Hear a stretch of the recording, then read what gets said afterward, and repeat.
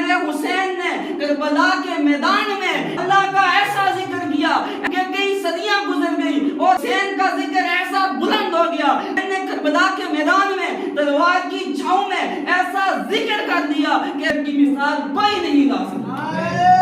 تکبیر،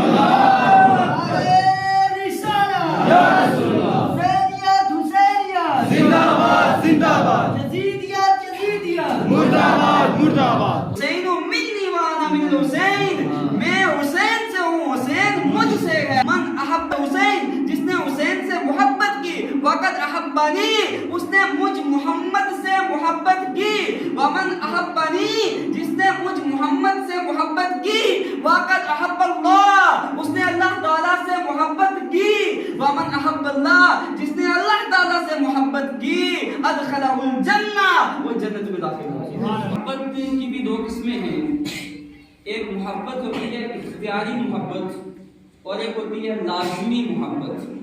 لازمی جسے انگلش میں کمپلسری بولتے ہیں، اختیاری یعنی کہ اپنی مرضی ہے، ہماری مرضی آئی تو کریں گے، تو مرضی نہ آئی تو نہیں کریں گے۔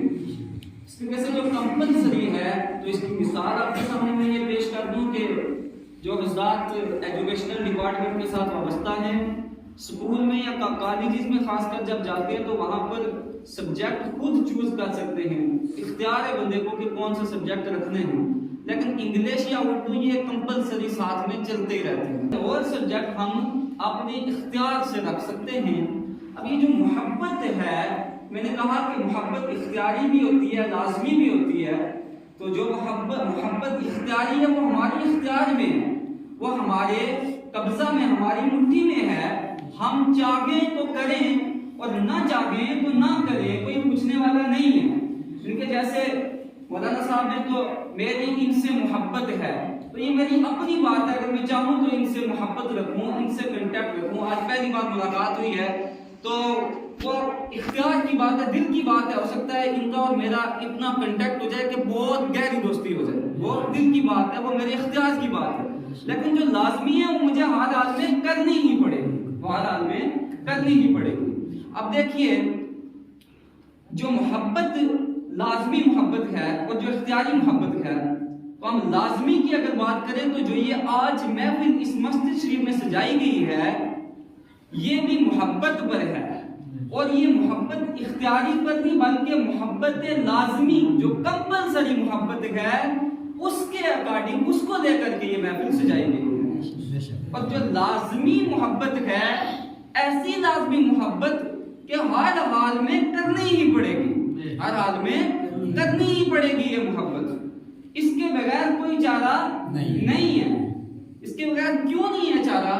میرے نبی صلی اللہ علیہ وسلم کی حدیث کیا ہے، اور کون سی محبت ہے یہ، کون سی لازمی محبت ہے جو میں ہر حال میں کرنی پڑے گی، یہ کون سی محبت جو امت محمدیہ پر فرض ہو گئی ہے، جو کرنی پڑے گی؟ نبی پاک صلی اللہ تعالیٰ علیہ وسلم نے فرمایا، اللہ کی قسم اس وقت تک کوئی ایمان والا نہیں ہو سکتا اللہ کی رضا کے لیے جب تک میری قرابت داروں سے، میرے اہل بیت سے، میرے گھر والوں سے وہ محبت نہ کرے۔ تو اب پتہ چلا کہ ایمان والا بننے کے لیے محبت اہل بیت، حضور کے قرابت داروں کی محبت اپنے دل میں بسانی پڑے گی۔ اگر یہ محبت دل میں نہیں ہے تو بندہ ایمان والا ہو ہی نہیں سکتا۔ یہ محبت ہم پر فرض کر دی گئی ہے۔ فرض کس طرح ہے؟ دیکھیے نماز بھی فرض ہے، روزہ بھی فرض ہے، حج بھی فرض ہے، زکوٰۃ بھی فرض ہے، یہ ساری چیزیں ہم پر فرض ہیں، لیکن یہ بھی ان فرائض میں اور اس محبت والا جو فرض ہے ان میں بھی فرق ہے۔ فرق یہ ہے کہ اگر بندہ بیمار ہے، نماز نہیں پڑھ سکا تو بعد میں قضا پڑھ لے گا، جمعے والے دن بارش ہو گئی نہیں مسجد میں جا سکا تو گھر میں زور پڑھ لے گا، صبح فجر میں نہیں جاگ سکا، رات لیٹ سو گیا تو فجر قضا پڑھ لے گا۔ یعنی کہ اگر یہ فرائض چھوٹ گئے کسی عذر کی وجہ سے تو بندہ کافر نہیں ہوتا، لیکن یہ اہل بیت کی محبت یہ ایسی کمپلسری محبت ہے، یہ ایسی لازمی محبت ہے، یہ ایسا فرض ہے امت محمدیہ پر کہ کوئی عذر نہیں چلے گا، بلکہ ہر حالت میں یہ محبت کرنی ہی کرنی پڑے گی۔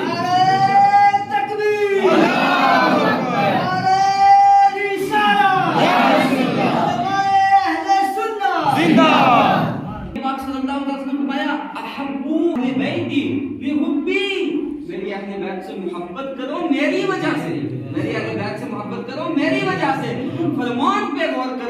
یہ کوئی فرمانے والا عام نہیں ہے، یہ فرمانے والا وہ نبی ہے۔ یہ فرمان ایسی ذات کا ہے کہ جس نبی نے پیدا ہونے سے لے کر قبر میں جانے تک اور کل قیامت کے میدان میں بھی نفسی نفسی کے عالم میں جس کی زبان اور جس کے لبہائے مبارک سے جاری ہوگا امتی امتی، یہ اس میرے نبی کا فرمان ہے۔ اس میرے نبی نے ہمیں یہ آرڈر دیا ہے کہ میری اہل بیت سے محبت کرو۔ کیوں کرو؟ اس لیے محبت کرو کہ میری وجہ سے میں ان سے محبت کرتا ہوں، میری وجہ سے میرے برابر داروں سے، میرے رشتہ داروں سے، میرے گھر والوں سے محبت کرو۔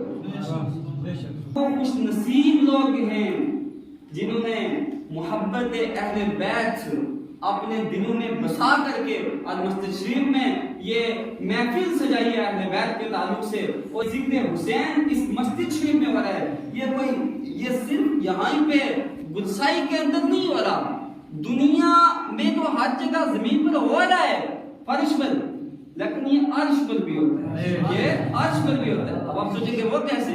بخاری شریف، مسلم شریف اور سیاستہ کی تمام کتابوں میں یہ حدیث موجود ہے۔ نبی پاک صلی اللہ تعالی وسلم نے ارشاد فرمایا کہ جب کوئی بندہ اللہ کو یاد کرتا ہے، اذا ذکرنی عبدی اذا ذکرنی فی نفسہ، جب کوئی بندہ اپنے دل میں اللہ کو یاد کرتا ہے، تنہائی میں، گھر میں، رات کے 12 بجے کوئی نہیں دیکھ رہا، اکیلا بیٹھا ہوا ہے یا دن میں کہیں بیٹھا ہوا ہے، اللہ اللہ اللہ اللہ چل رہا ہے، اللہ تبارک و تعالیٰ کو یاد کر رہا ہے، تو نبی پاک صلی اللہ علیہ وسلم نے فرمایا کہ ذکرتہ فی نفسی، اللہ تبارک و تعالیٰ بھی اس کو تنہائی میں یاد کرتا ہے۔ یہ زمین پر بیٹھ کر، فرش پہ ایک ٹوٹے ہوئے بچھونے پر بیٹھ کر تنہائی کے عالم میں سچی محبت کے ساتھ اللہ کو یاد کرتا ہے، تو اللہ تعالیٰ بھی اسے آسمانوں پر، عرش اعظم پر اللہ تعالیٰ بھی اسے تنہائی میں یاد کرتا ہے۔ پھر فرمایا کہ جب کوئی بندہ اذا ذکرنی فی مدائن، کسی مجلس میں، کسی محفل میں اللہ تبارک و تعالیٰ کو یاد کرتا ہے، تو اللہ تبارک و تعالیٰ بھی اسے یاد کرتا ہے۔ ذکرتہ فی مدائن، اللہ تبارک و تعالیٰ بھی اس کو محفل میں یاد کرتا ہے۔ اب اللہ کس محفل میں یاد کرتا ہے؟ ہم نے تو اللہ تبارک و تعالیٰ کا ذکر کیا مسجد میں بیٹھ کے، ہم نے تو اللہ تعالیٰ کا ذکر کیا ایک گھر میں بیٹھ کے، ایک ختم میں بیٹھ کے، ایک شادی کے موقع پر اپنے پریوار میں بیٹھ کر یا مدرسے میں بیٹھ کر ذکر کیا، لیکن وہ خوش نصیب بندہ کتنا اپنی قسمت میں ناز کرنا چاہیے کہ تو نے دنیا پر اس زمین پر بیٹھ کر چند آدمیوں میں بیٹھ کر اللہ کا ذکر کیا۔ ہو سکتا ہے انہیں میرے جیسا کوئی گنہگار بھی ہو، لیکن اللہ کو تیری ادا اتنی پسند آئی کہ تو نے دنیا کے لوگوں میں اللہ کا ذکر کیا۔ اللہ تبارک و تعالیٰ نے عرش اعظم پر، ساتوں آسمانوں سے اوپر ایک محفل بنائی، جس محفل میں دنیا کے لوگ نہیں بلکہ محفل میں فرشتے اور انبیاء کی ارواح موجود ہیں، اور اللہ تعالیٰ تیرا ذکر وہاں کر رہا ہے۔ سبحان اللہ۔ دیکھیے اللہ تبارک و تعالیٰ کے ولیوں کی بات کریں، علماء کی بات کریں، مشائخ اعظام کی بات کریں، جو ذاکر گزرے ہیں، جتنے بھی ذاکر گزرے ہیں، انہوں نے فرش پر اللہ کو یاد کیا، اللہ نے انہیں عرش پر یاد کیا، اور جسے اللہ یاد کر لے پھر مخلوق کے دلوں میں بھی اس کے لیے محبت پیدا کر دیتا ہے، پھر دنیا اس کے گن گاتی ہے۔ بابا غلام شاہ بادشاہ علیہ الرحمہ نے اللہ کو یاد کیا فرش پر بیٹھ کر، اللہ نے آج پر انہیں یاد کیا۔ آج کئی عرصہ گزر گیا، دنیا سے پردہ فرما کے، لیکن لوگوں کے دلوں میں آج بھی ان کی محبت زندہ ہے۔ باجی صاحب نے فرش پر یاد کیا، اللہ نے عرش پر یاد کیا۔ ناگا باجی صاحب نے فرش پر یاد کیا، اللہ نے انہیں عرش پر یاد کیا۔ خواجہ اجمیری نے زمین پر بیٹھ کر اللہ کو یاد کیا، اللہ نے عرش پر یاد کیا۔ حضور غوث اعظم نے زمین سے پکارا یا اللہ، اللہ تعالیٰ نے فرشتوں کی محفل میں عرش پر سے پکارا اے میرے عبد القادر۔ اور دنیا کے جتنے بھی ذاکر ہیں ان سب کا ذکر ایک طرف، لیکن میرے حسین نے کربلا کے میدان میں ایسا اللہ کو یاد کیا، اللہ کا ایسا ذکر کیا، ایسا ذکر کیا کہ کئی صدیاں گزر گئی اور بھی گزرتی رہیں گی، لیکن حسین کا ذکر ایسا بلند ہو گیا۔ یزید نے مٹانا چاہا، یزید نے سوچا کہ حسین کے گلے پر گردن پہ میں نے تلوار رکھی ہے، ہو سکتا ہے حسین اب ذکر نہ کرے، لیکن حسین نے کربلا کے میدان میں تلوار کی چھاؤں میں ایسا ذکر کر دیا دیا کہ رہتی دنیا تک یہ ذکر قائم و دائم ہے اور اس ذکر کی مثال کوئی نہیں لا سکتا. نعرہ تکبیر، نعرہ رسالہ، یا رسول اللہ، حسینیت حسینیت، زندہ باد زندہ باد، یزیدیت یزیدیت، مرد آباد مرد آباد. میرے نبی صلی اللہ علیہ وسلم نے فرمایا نا کہ حسن اور حسین یہ دنیا میں میرے دو پھول ہیں. حسن اور حسین دنیا میں میرے دو پھول ہیں. تو پھول یہ ایسا پھول ہوتا ہے کہ اس کی خوشبو زیادہ ہوتی رہتی ہے. اس کی خوشبو گلاب کا پھول ہے کہیں یہاں پر تو گزریں گے تو اس کی خوشبو سارے لیں گے اور اگر توڑ کے بکھیر دیں گے تو خوشبو آہستہ آہستہ مرجھا جائے گا، ختم ہو جائے گا. اب یزید نے کربلا میں یہ سوچا کہ پھول بھی اور پھول کے پریوار کے جتنے اور پھول مہک رہے ہیں وہ بھی یہاں پر آئے ہیں تو میں پھول کی خوشبو کو ختم کر دوں. وہ ختم کرنے میں کے چکر میں تھا لیکن یزید کے بچوں کا، یزید کی اولاد کا، یزید کے خاندان کا کسی کو کوئی پتہ نہیں کہاں گئے. میرا حسین کل بھی زندہ تھا، آج بھی زندہ ہے. میرے حسین کی محبت کل بھی لوگوں کے دلوں میں تھی، آج بھی ہے اور ہمیشہ رہے گی. اور آج گلسائی کی اس مسجد میں حسین کی محبت اپنے دلوں میں لے کر یہاں پر بیٹھے ہوئے ہیں. حسین کا ذکر صرف اس مسجد میں نہیں ہو رہا بلکہ عرش اعظم پر بھی ہو رہا ہے. ایسا سجدہ حسین نے کر دیا. غزات اہل بیت میں سے نبی پاک صلی اللہ علیہ وسلم کو سب سے پیارے ہیں جو وہ حسن اور حسین ہیں. یہ سب سے پیارے، بہت پیار کرتے ہیں میرے آقا. آئیے پیاری حدیث آپ کو سناؤں. نبی پاک صلی اللہ علیہ وسلم، اور یہ حدیث پاک ابو داؤد میں، نسائی شریف میں، مسند امام احمد بن حنبل میں اور بہت ساری سنیوں کی کتابوں میں موجود ہے. حدیث کی کتابوں میں عشاء کی نماز کا وقت ہے، تاجدار انبیاء مصلی پر ہیں، صحابہ اکرام اقتداء میں کھڑے ہیں نماز پڑھنے کے لیے. سجدے میں گئے تو سجدہ بڑا طویل ہو گیا، عادت سے طویل ہو گیا. صحابہ اکرام سجدے میں، نبی پاک صلی اللہ علیہ وسلم سجدے میں، سجدہ بہت طویل ہو گیا. ایک صحابی کہتے ہیں کہ میں نے اپنا سر سجدے سے اٹھایا کہ کہیں کوئی حادثہ نہ پیش آ گیا ہو، دیکھوں کیا وجہ ہے اتنا عادت سے زیادہ سجدہ طویل ہو گیا. تو میں نے سر سجدے سے اٹھایا تو میں نے دیکھا کہ حسین نبی پاک صلی اللہ علیہ وسلم کی پشت پر سوار ہے، میرے آقا سجدے میں. تسبیح سجدہ جاری ہے. کہتے ہیں میں نے دوبارہ سر سجدے میں رکھ دیا. نماز سے فارغ ہوئے، میرے آقا پاک صلی اللہ علیہ وسلم نے حسین گود میں اٹھا لیے. صحابہ کرام نے پوچھا یا رسول اللہ صلی اللہ علیہ وسلم کیا آپ حسین سے اتنی محبت کرتے ہیں؟ کیا آپ حسین سے اتنی محبت کرتے ہیں؟ میرے نبی صلی اللہ علیہ وسلم نے فرمایا آپ پوچھتے ہو حسین سے محبت کرتے ہو؟ حسین کون ہے تم کیا جانو؟ حسین منی وانا من الحسین، میں حسین سے ہوں، حسین مجھ سے ہے. پھر آگے فرمایا من احب حسین، جس نے حسین سے محبت کی، وقت احبانی، اس نے مجھ محمد سے محبت کی. ومن احبانی، جس نے مجھ محمد سے محبت کی، وقت احب اللہ، اس نے اللہ تعالیٰ سے محبت کی. ومن احب اللہ، جس نے اللہ تعالیٰ سے محبت کی، ادخلہ الجنہ، وہ جنت میں داخل ہو. اس کا دوسرا رخ ومن ابغض الحسین، جس نے حسین سے بغض رکھا، جس نے حسین سے عداوت رکھی، جس نے اوپر سے تو کہا جناب میں تو پکا مسلمان ہوں لیکن بیچ میں کوئی سید دکھ جائے تو مرنے میں آ جاتا ہے، مجھے یہ دکھا کیوں جناب؟ اہل بیت کا ذکر ہی نہیں، اہل بیت کا نام ہی نہیں. اہل بیت کے بغیر بیڑا پار ہونے والا نہیں ہے. کیونکہ میرے نبی صلی اللہ علیہ وسلم نے فرمایا کہ میری اہل بیت یہ سفینہ نوح کی مثل ہے. نوح علیہ السلام کی کشتی کا واقعہ سب کو یاد ہوگا. جو کشتی میں سوار ہو گئے تھے وہ بچ گئے، جو سوار نہیں ہوئے تباہ ہو گئے، غرق ہو گئے. تو میرے نبی نے فرمایا یہ جو اہل بیت ہے نا دنیا میں میری، تو یہ اس کشتی کی مانند ہے جو اس کشتی میں سوار ہو گئے وہ نجات پا گئے، اور جو پیچھے رہ گئے نا تو ہلاک ہو گئے. ہلاک ہو. تو حسین سے محبت کرو. فرمایا کہ فمن ابغض حسین، جس نے حسین سے بغض رکھا، ابغضنی، اس نے مجھ محمد سے بغض رکھا. اللہ ومن ابغضنی فقط ابغض اللہ، جس نے مجھ محمد سے بغض رکھا گویا وہ اللہ سے بغض کرنے والا ہے. اور جو اللہ سے بغض رکھنے والا ہے ومن ابغض اللہ وہ پھر ادخلہ النار دوزخ میں ڈال دے گا اللہ تبارک و تعالی۔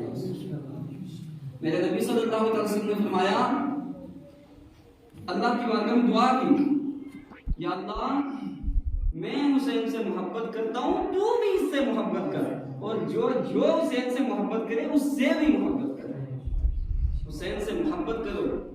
تو حسین جب یہ پیدا ہوئے دنیا پر آئے تو مائی فاطمہ کی نساء سلام اللہ علیہا نے دیا، لے کر نبی پاک صلی اللہ علیہ وسلم کی خدمت میں پیش کیا، گود میں دیا، یا رسول اللہ صلی اللہ علیہ وسلم میرا بیٹا۔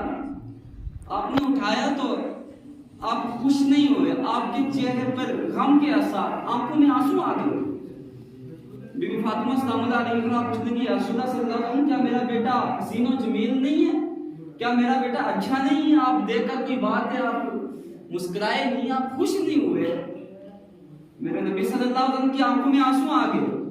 دیکھیے حسین کی محبت کیا ہے، اور حسین کی محبت میں رونا کیا ہے۔ آپ یہاں پہ حسین کی محبت میں آئے ہو نا، تو آپ نا بات یہ نہیں سوچنا کہ مولویوں نے ضائع کر دیا، اس کا بہت بڑا فائدہ ہے، اور کل قیامت میں پتہ چلے گا اس کا فائدہ۔ تو نبی پاک صلی اللہ علیہ وسلم کی آنکھوں میں آنسو آ گئے، کہا اے میرے جگر کے ٹکڑے، اے خاتون جنت، حسین تو کہتی ہے حسین پیارا نہیں ہے، حسین سے حسین ہے ہی نہیں کوئی، حسین بہت حسین و جمیل ہے، بہت پیارا ہے، حسین ہی تو میرا سب کچھ ہے۔ پھر یا رسول اللہ آپ کی آنکھوں میں آنسو، آپ کے چہرے پہ غم۔ کہا کہ بیٹی تو نہیں جانتی، مجھے جبرائیل نے یہ خبر دی ہے کہ میری امت کے کچھ لوگ ایسے ہوں گے، ایسے بدبخت ہوں گے جو میرے اس بیٹے حسین کو کربلا کے میدان میں شہید کر دیں گے۔ اللہ یہ خبر کس کو دینے؟ ماں کو، ماں کو، وہ چھوٹا سا معصوم بچہ، اور ایسا بچہ کہ جو حسینوں سے بھی حسین، اتنا پیارا بچہ۔ تو ماں قربان جاؤ اس ماں پر، بیٹھ کے سن رہی ہے کربلا کے میدان میں شہید کر دیا جائے گا۔